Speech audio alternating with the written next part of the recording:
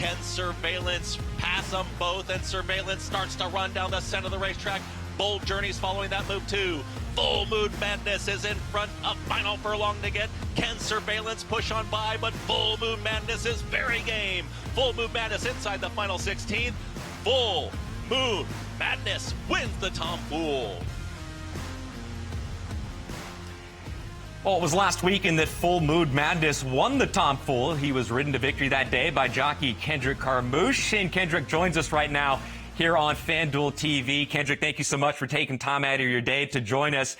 The winner of the 2025 George Woolf Memorial Award, a very prestigious award. Can you share with me the moment that you were notified and you got the call that you won the award?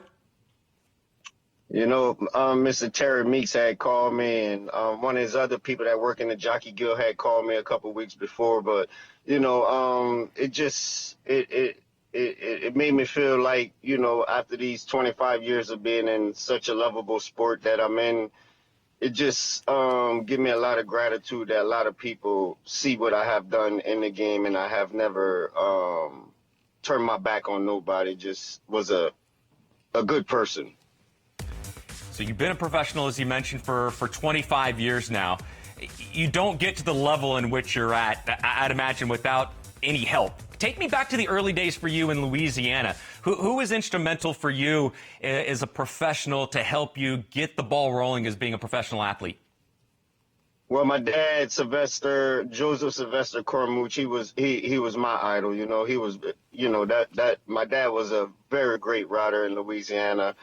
I just saw everything through his eyes. I thought, you know, the way they treated him, the way he came up in the sport and done so good for our family, I thought I could exceed those levels at the different period of years it is now, you know. So I thought I could have been in that sport and doing just the same thing and getting the same respect that he got and just transferred, you know.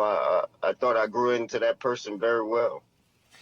Did your guys' careers overlap at all? Did you actually get an opportunity to ride with Dad in the early part of your days?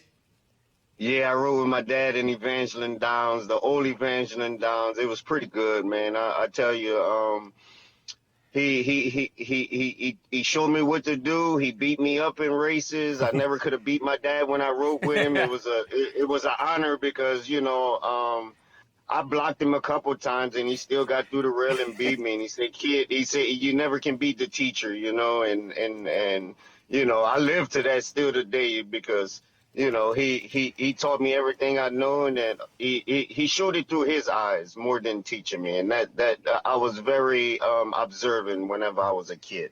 Well, Kendrick, this award, the George Woolf Memorial Award, many might not know, it's an award that is not voted on by the turf riders. It's an award that is voted on by your peers and your other fellow jockeys. How much more impactful is that on you for jockeys that win the award knowing it's voted on by your peers?